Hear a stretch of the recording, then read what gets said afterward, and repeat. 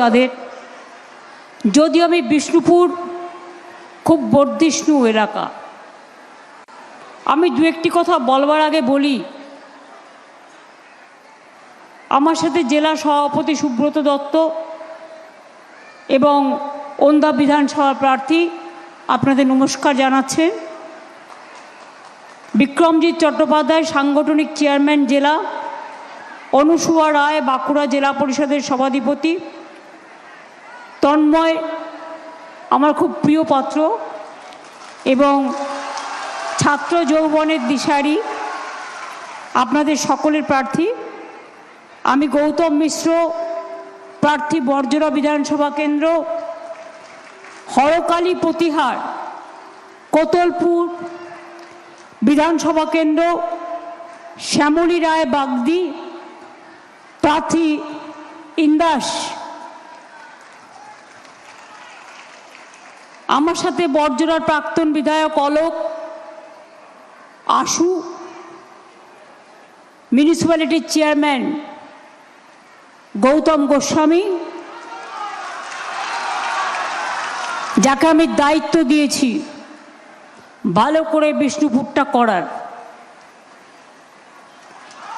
এবং আমার মা ভাই ও বোনেরা, আপনারা এখানে এসে বাংলার মাটিকে ধন্য করেছেন। বিষ্ণুপুর ঘরানার একটা নাম আছে, ইতিহাস আছে। বিষ্ণুপুর হচ্ছে মন্দিরের ঘরানা। কত মন্দির, সারা পৃথিবী থেকে কত মানুষ আসে জানেন শুধু মন্দির দেখতে। আপনাদের বালুচরি শাড়ি জিআই প্রোডাক্ট পেয়েছে আমাদের সময়ে। আগে বালুচরিটা একটু খড়খড়ে ছিল। আমি ক্ষমতায় আসার পর একদিন বললাম, আমি কিন্তু এই যে শাড়িগুলো পরি দেখেন না, আমি নিজেই ডিজাইন করি, করে তাঁতিদের দিয়ে দিই, অনেককে নানা রকম ডিজাইনও করে দিই। তো বালুচরি শাড়ির ক্ষেত্রে আমি বলেছিলাম, তোমরা এটা একটু নরম করো, অর্থাৎ যে ফাইবারটা ইউজ করো সেই ফাইবারটা যদি একটু নরম করো। আমাদের মেয়েরা আজকাল খড়খড়ে শাড়ি নয়, একটু নরম মোলায়েম টাইপের শাড়ি পরতে পছন্দ করে। দুনিয়া বদলাচ্ছে, অনেক কিছু বদলাচ্ছে, কাজেই এখন দেখবেন বিষ্ণুপুরি শাড়ি, শুধু বালুচরি শুধুমাত্র শাড়ি নয়, বিশ্ব বাংলার সব দোকানে পাবেন, বাংলার হাটে পাবেন, সৃষ্টিতে পাবেন, সেলফ হেল্প গ্রুপের মেলায় পাবেন, এবং ছেলেদের জন্য বালুচরি সিল্কের শাড়ি যেটা হয়, ওই বালুচরি জামা পাঞ্জাবি, এগুলো পার্ক সার্কাস ময়দান থেকে শুরু করে, পার্ক সার্কাস থেকে শুরু করে, এয়ারপোর্ট থেকে শুরু করে সর্বত্র পাওয়া যায়। আমরা গর্ববোধ করি, আমরা যখন পৃথিবীর কোনো প্রান্তে হয়তো 2 বছর পর একবার যাই, তাদের আহ্বানে সাথে করে কি নিয়ে যাই জানেন? একটা বালুচরি শাড়ি সেখানকার প্রধানকে দেওয়ার জন্য, অথবা আপনাদের ডোকরা, সে ঘোড়া হতে পারে, সে মা দুর্গা হতে পারে, নানা রকম কাজের। আমি বিশেষ করে বাঁকুড়া বিষ্ণুপুর জেলা, আমরা সবাই জানি, বিশেষ করে বাঁকুড়ার এবং বিষ্ণুপুরের মাটি শিক্ষার মাটি, সংস্কৃতির মাটি, সঙ্গীতের ঘরানা। একদিকে মন্দিরের ঘরানা, অন্যদিকে সঙ্গীতের ঘরানা।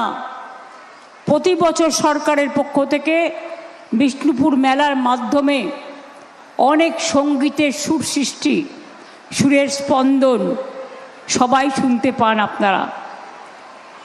আপনারা জানেন গোটা শহর জুড়ে পর্যটন ব্যবস্থাকে উন্নত করার জন্য জল আলো রাস্তা সহ সব ব্যবস্থা করা হয়েছে। বিশেষ করে শ্যামরাই, জোরবাংলা, মদনমোহনের পোড়ামাটির মন্দির, ঐতিহাসিক গড় দরজা দুর্গ, রাসমঞ্চ, দলমাদল কামান, লালবাদ, এদের ভালো করে রক্ষণাবেক্ষণের জন্য 22 কোটি টাকা খরচ করা হয়েছে। লালবাদের সংস্কার, সুসজ্জিত হাট, লাইট, হস্তশিল্পীদের হাট করা হয়েছে।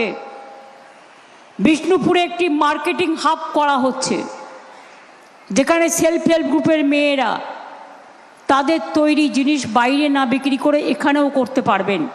তার কারণ অনেক সময় আপনারা অনেক কিছু লোকালি তৈরি করেন, কিন্তু বাজার পান না, এখানে ওখানে ঘুরে বেড়াতে হয়। এখানেই মার্কেটিং হাব হচ্ছে, সেখানে আপনারা এটা পাবেন। তাছাড়াও বিষ্ণুপুর মিউজিয়াম ভবনে প্রায় 10 কোটি টাকা খরচ করা হয়েছে, সংস্কার করা হয়েছে, খুব বিখ্যাত এটা। মল্লভূমি অঞ্চলে 3000 প্রাচীন দুষ্প্রাপ্য সংস্কৃতি পুঁথি সরকারি খরচে ডিজিটাইজ করা হয়েছে, যাতে কোনোদিনও নষ্ট না হয়, সংগৃহীত হয়, এবং এটাকে জনসাধারণের সামনে নিয়ে আসা হচ্ছে। আপনারা জানেন বিষ্ণুপুরে স্বাস্থ্য জেলা করা হয়েছে, সুপার স্পেশালিটি হসপিটাল করা হয়েছে, বাচ্চাদের চিকিৎসার ব্যবস্থা করা হয়েছে, এইচডিইউ হয়েছে, এসএনএসইউ হয়েছে, সিসিইউ হয়েছে, ন্যায্য মূল্যের ওষুধের দোকান হয়েছে, ডায়াগনস্টিক সেন্টার হয়েছে, আইটিআই হয়েছে, পলিটেকনিক কলেজ চালু করা হয়েছে। 14টি ব্লকের জন্য 1122 কোটি টাকা ব্যয়ে 14টি নলকূপের ব্লকে নলবাহিত পানীয় জল প্রকল্প করা হয়েছে। বিষ্ণুপুরেও ব্লকে প্রায় 8 কোটি এবং মিউনিসিপ্যালিটিতে 36 কোটি টাকা ব্যয়ে পানীয় জল প্রকল্প করা হয়েছে। বিষ্ণুপুর পাত্রসার রাস্তা, বিষ্ণুপুর সোনামুখী রাঙামাটি হরিণমুড়ি রাস্তা, এছাড়াও কৃষক বাজার, সুফল বাংলা, কর্মতীর্থ, বাস স্ট্যান্ড সহ অনেক কাজই করা হয়েছে। আর জেলা জুড়ে অসংখ্য অসংখ্য অসংখ্য